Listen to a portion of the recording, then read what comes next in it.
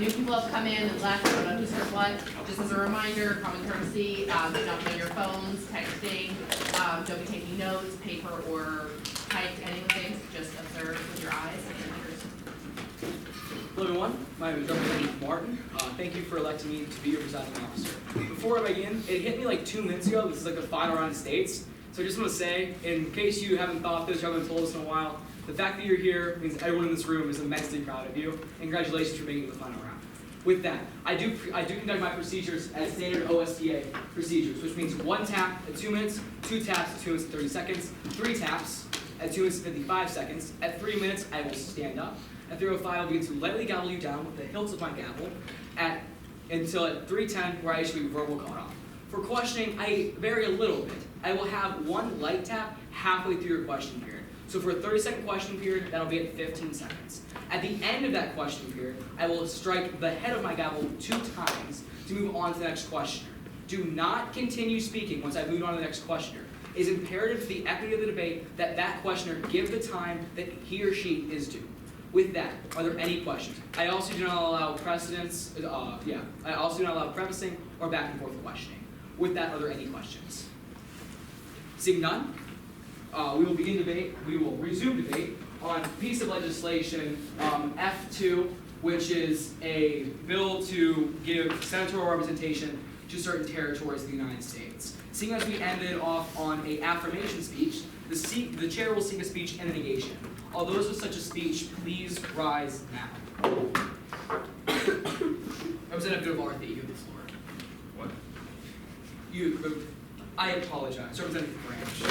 I'm bad with names. My PO ship counts as a speech. It is carry over. It would be Representative Vaughn. I thank the chair. Hello everyone, this is Representative Vaughn, spelled V-A-U-G-H-A-N.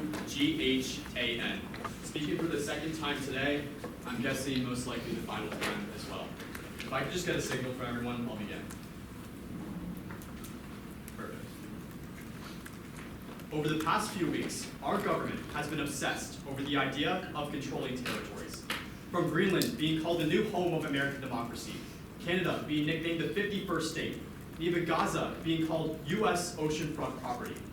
Our country is so obsessed over finding ways to Americanize territories that in the pursuit of democracy, their voices have been silenced instead. I need to rewrite this entire argument from Representatives Young, Mishra, Martin, Tooley, and Waugh that their advocacy provides representation to these communities. Instead, it just exports democracy to locations that have no commitment to follow it. Like in Samoa, a territory that supposedly benefits from this resolution, yet as a 2022 State Department report on human rights showed, when their local elections resulted in a tie, elected officials changed parties overnight and resigned in order to give their prime minister a win. The result was 7 vacant seats due to prosecutions over bribery to change the election. That's the equivalent of 58 US House members being prosecuted for changing the election, resigning overnight, and bribery. It's not just Samoa that deals with these issues though. In July of 2023, KUAM News, the local affiliate for NBC in Guam, reported that in their recent elections, 7 cabinet officials, mayors, and representatives were indicted by the Supreme Court of Guam for illegally embezzling funds. Across these territories, you've been told by our entire affirmation that these communities are fighting for representation. Instead, that fight has been on the local level all along.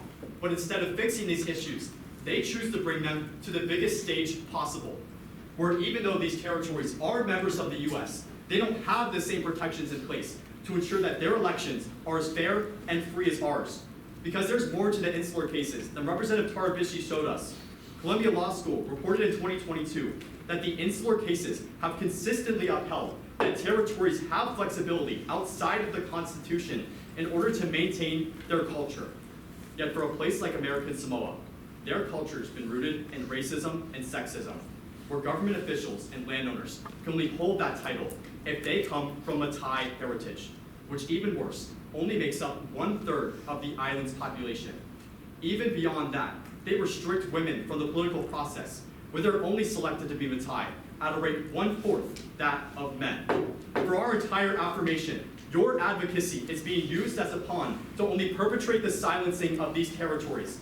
Your resolution that supposedly increases representation only allows their cycles of corruption to continue, where primaries won't be required, racial limitations can only continue, and these issues grow to the biggest stage of all. I get it that our Congress wants to Americanize locations all across the globe, but in that pursuit, it's just as bad of an idea as making Canada the 51st state or Gaza oceanfront property. Fail. Thank you, Representative Vaughn. That takes you 3 minutes and 4 seconds. I will repeat 3 minutes and 4 seconds. We will now observe a 1 minute question period. All those with a question, please rise now. Representative Young. So every person in a territory, if given the opportunity to run for a senatorship, would immediately accept a bribe? Is that basically what you're arguing? In every single one of these territories that I just mentioned, political officials have taken advantage of the political So process. you're for their own overgeneralizing those political officials over the possible good representation. Listen, these not every territories single have. person is going to take advantage of this process, but understand Is that that in these territories it 100% happens too much. guaranteed? Can you say that again? Does this currently happen in the status quo with our own state senators? Not with our state senators, but in these They've never territories, accepted yes. bribes So before? when these territories are taking advantage of that process, Representative Senators. So if we give our territories federal representation, wouldn't that expose them to federal scrutiny? if you think that every single American senator and House of Representatives member is going to see what's going on in these territories and think that they're going to want to uphold these territories to a higher standard, So what you're saying is that it makes no difference to put them on a federal stage where they've never been, and that they're still going to be just as corrupt as ever. you're assuming that our American representatives are going to want to uphold this system. They need to fix this issue first, and then. The question period has elapsed. I thank the representatives for their time. The chair now seeks a speech and the affirmation. All those with such a speech, please rise now. Representative LaSure, you stand up next. Hello everyone, this is once again Representative Lasser, speaking for the second time in this final round, and likely the last time in my OSDA career. So I'll begin once I get a thumbs up from all those above me.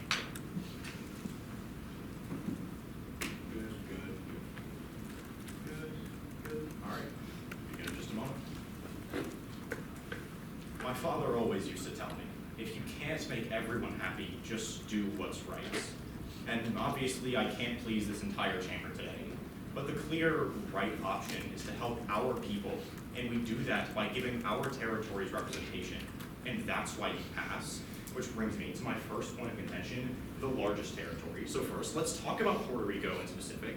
Representative Mohan opens today's debate explaining that Puerto Rico doesn't pay federal taxes, and that's why they don't receive Social Security benefits, and Representative Montal reaffirms this later in today's debates. But that's just not true. The IRS explains in 2024, Puerto Rico does pay federal income tax because unlike other territories, Puerto Rico is classified as an insular area, and consequently, their citizens are able to receive some Social Security benefits, different from other territories.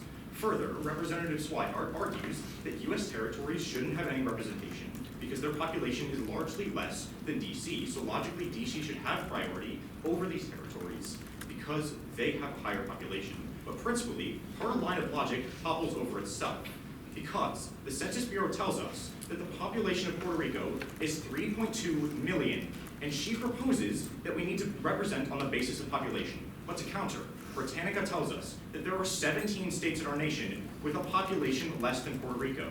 So her logic dictates that they shouldn't get representation either, and obviously that's not true. So her point completely collapses. At the absolute bare minimum of today's debates, Puerto Rico deserves representation.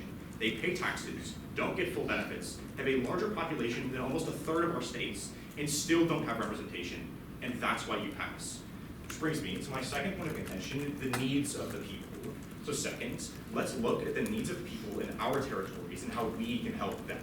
Now, I already briefly mentioned this, but let's expand. The people in U.S. territories don't get full access to social programs as per the House Committee on Natural Resources in 2022. They also tell us, at this time that the report was published, there was legislation in the House to expand social programs, but it expired with the 117th Congress, crucially indicating that there is support, but there's no one to push it. However, when we give our territories representation and give them the opportunity to advocate for their needs, we completely remove that fact. Statista then explains that in 4 of the 5 territories explicitly mentioned in today's legislation, more than half of their population is below the poverty line, the exact group that social programs are designed to help. World Bank explains in 2023 that social programs have helped millions escape poverty, and that applies here. We give them representation and give them the tools to help themselves, and that's why you pass. Representatives, please understand, our territories are calling for help, and today's legislation lets them help themselves. I can't please you all, but please understand that helping our constituents' rights stand in the affirmation. Thank you. Thank you, Representative LaSure. For that speech of 3 minutes and 2 seconds, I will repeat 3 minutes and 2 seconds. The chair will now seek a 1 minute question period. All those with such a question, please rise. Representative Vaughn, you have the floor. Why are we upholding a system in American Samoa that racially limits its population from playing a part in the political process? Right, so I simply don't believe in the case you're making in your speech, that even if we put them on the federal stage, we're not going to uphold When the I values literally of just showed democracy you that that our they- nation is founded upon. We give them federal representation, exposing them to federal law at a new level. We give them representation and they become better. I just showed you that American Samoa only allows an Thai heritage people to run for office. How can you say that this Federal isn't law realistic? doesn't dictate that the I same just way, showed so you that their it is custom. Representative Branch. Okay, so Representative Donald comes up here and proves that if we were to pass this, these specific territories would procure fiscally irresponsible senators. Where's your solvency in improving our nation when this So happens? that issue simply fixes itself over time. Any brand new senator is not going to be as experienced as someone who's been in the Senate for, say, 2 or 3 terms. Over time, it's simple logic that the more experience you have, the better policy you make. At best, that's a short-term issue that resolves itself, so that's not a reason to fail. Thank you. Time's elapsed. I think the representative was for the time. The chair will now, seeing as that was his speech in the affirmation, the chair will now seek a speech in the negation. All those with such a speech, please rise now. Representative Ahmed, it's you. Thank you. That is Representative Amos. This is my second time speaking today, first time this legislative session. I'm at the leisure of all those above me. If you could give me a thumbs up when you're ready. All right. So representatives, while previous speakers have raised valid points on the merits of this bill, let's take a look at the bill itself. The amendment is or the resolution itself. The amendment is a sloppy attempt at amending our Constitution, in essence. First of all, it would require territories to elect senators, correct? But under Article 1, Section 3 of the United States Constitution, a senator must have A, been a citizen of the United States for 9 years, and B, must be an inhabitant of the state for which they are elected. This raises 2 issues for us. Number 1, for example, this is specific to Samoa, this bill would give a senator to American Samoa, one of our territories. However, American Samoans are not actually considered United States citizens, which means that they are automatically all ineligible constitutionally to be senators. And since a senator must actually be from the state from which they are representing, there is literally no one in the United States or the world who could senatorially represent American Samoa. Secondly, none of these territories are states, which is required by the Constitution. We just can't have senatorial representation unless we explicitly amend Article 1, Section 3 to change the qualification. Now, I suppose we could just pass the amendment without regard for how these articles will conflict or comport. That's something we could do. But then we're setting ourselves up for countless future Supreme Court showdowns and potentially jeopardizing the welfare of these people by muddling the legal status of these territories. The last time we did something like this was with the various treaties with tribal Indian nations, and they've basically been decimated because of that, scattered across the world, and have lost most of their ancestral homelands. I bet you didn't know, for example, that the Treaty of Dakota in 1835 gave the Cherokee Nation a House representative, which they actually don't use, but also expropriated their homelands in the process because of the way it's worded. Is that what we really want for our territories? To muddle the legal status in the same way and ultimately lead them to countless Supreme Court showdowns over it? Representative Donchel talked about fiscal irresponsibility, but this resolution blatantly threatens constitutional irresponsibility. If we want to do this and give senatorial representation for our territories, that's fine, but we need to do it in a better and more robust way so that our Constitution actually stands and guides us. Affirm, or negate. Thank you. Thank you, Representative Ahmed. For the speech of 2 minutes and 35 seconds, I will repeat 2 minutes and 35 seconds. The chair will now hold a mandatory 1 minute question period. All those with your question, please rise now. Representative McCarthy. Are you aware of what a resolution actually does? I am aware. In this case, the resolution would propose this constitutional amendment and then need to be passed by the states in constitutional That it's amendment. going to propose further bills to make this constitutional amendment? Why can't we address some of the problems you have? Well, with actually, these you're wrong, amendments? Representative. In this case, the resolution is a constitutional amendment. It's not like we're just resolving to Section propose a 4 constitutional Section amendment. 4 of today's resolution, the Congress shall have power to enforce this article by appropriate legislation. Yeah, Why okay. can we enforce specifics that you talk about in this legislation that we are? Representative Tully. Okay, so you say we should fail because we don't want to put these territories up to the Supreme Court, right? Right, we don't want to monitor their legal status because, well, that's just If that. their legal status wasn't upheld by the Supreme Court, would that not mean that it was bad? What do you mean their legal status? If the Supreme Court has to rule over their legal status, doesn't that mean that what they were doing was bad? No. Why would the Supreme Court get involved if what they were doing was good? Well, the Supreme Court has to get involved because we're writing constitutional articles that conflict with each other, and one of us The requires. questioning period has elapsed. I think the representatives further time. I think Point of that's inquiry. How many questions have I asked so far? According to my measure, you have 4 questions. Okay, cool. Absolutely. Seeing as that was a speech in the negation, the chair will now recognize a speech in the affirmation. All those with such a speech, please rise now. I will recall, any affirmative speakers, please rise now. The chair will now move on to a speech in the negation.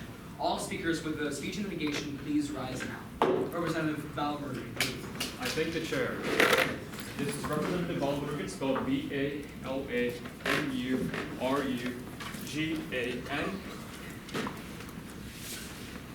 Here to deep fry the affirmation once again. If anyone's not ready, please let me know. Otherwise, I'll gladly begin.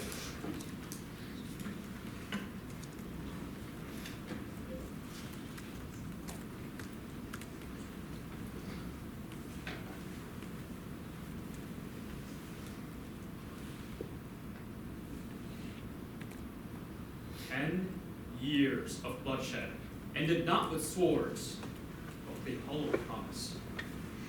In the Trojan War, the Greeks didn't break through Troy's walls. They walked right through the front gates, hidden in plain sight. The tale of the Trojan horse taught us that the greatest threats come disguised as gifts. And 3,000 years later, the affirmation offers us another deceptive present, cloaked in the name of representation, while carrying devastation inside. But history taught us the cost of blind trust, and that is a price we cannot afford. You reject this policy to block the Trojan horse of autocracy from passing our gates of democracy. Every representative in this debate so far, from Representative Young to Representative Wong, have hyper-focused on Section 1 of this policy, which gives each territory 1 senator. But what no one in this debate has addressed so far is Section 3, which states that each additional territory we acquire will also be granted 1 senator. I'm going to spend the rest of my time on this floor to proving why that section wins my side in this debate. The Congressional Research Service reported in June of last year that while earning statehood requires approval of both chambers of Congress, creating a new territory only takes a nod from the Senate and the President. That's this policy's Achilles heel. Because if the President and a Senate majority belong to the same party, they can exploit this rule to carve out an unlimited number of new territories. Now, let me clarify. New territories don't have to come through imperialism or territorial acquisition. Instead, the national constitution states that under current law, the President and the Senate have the power to slice up portions of existing territories and declare it to be a new one entirely. This is gerrymandering on steroids, because the majority party can redraw existing provinces into new territories filled with populations that heavily support their party. And like the Hydra, every slice of territory leads to a new head popping up in the Senate. Representative Wah and Tooley, representation is great, but when you give the majority party a Herculean grip on the Senate, the balance of power crumbles like buildings in the streets of Troy. Because with the Senate under complete control, the President can pass foreign treaties without opposition, dictate Supreme Court appointments, and induce a Medusa-like petrification of impeachments that turns checks and balances to stone. Representative Young and Tooley, under the name of representation, America goes from being a defender of democracy into an accomplice of autocracy. Representative Mishra, Martin, and Lisher, rhetoric on representation doesn't matter if you are giving politicians the power to plunge us into the abyss of authoritarian rule. Wars are won by those willing to sacrifice everything for their country. but never by those who sacrifice their country for their party. Don't let the Trojan horse into our kingdom. Close the gate and the gate.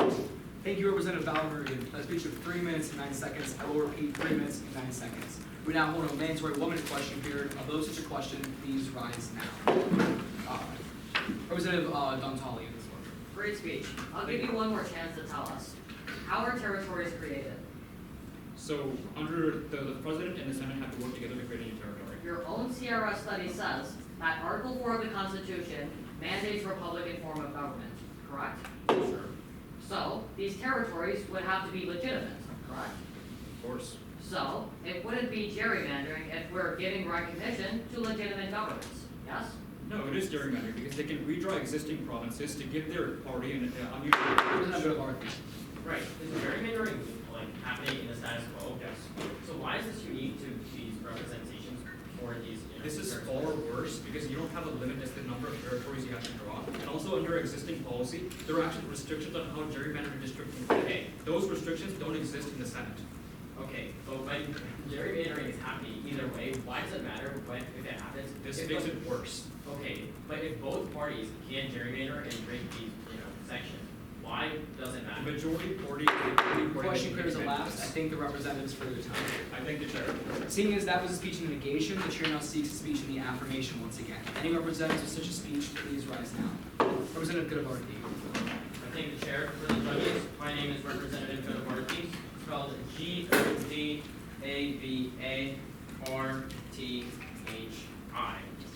This is my third time speaking today, probably my last. Give me an indication or not, I'll begin.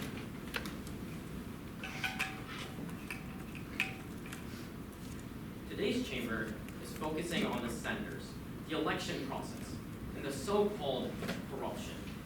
But we're forgetting who we represent, the people. Remember them and where they reside. Affirm today's legislation. The United States is witnessing the slow death of its territories, not by natural disaster, but by federal abandonment. In Puerto Rico, Edwin Melendez, director of the Center for Puerto Rican Studies at Hunter College, estimates that up to 200,000 Puerto Ricans will move to the mainland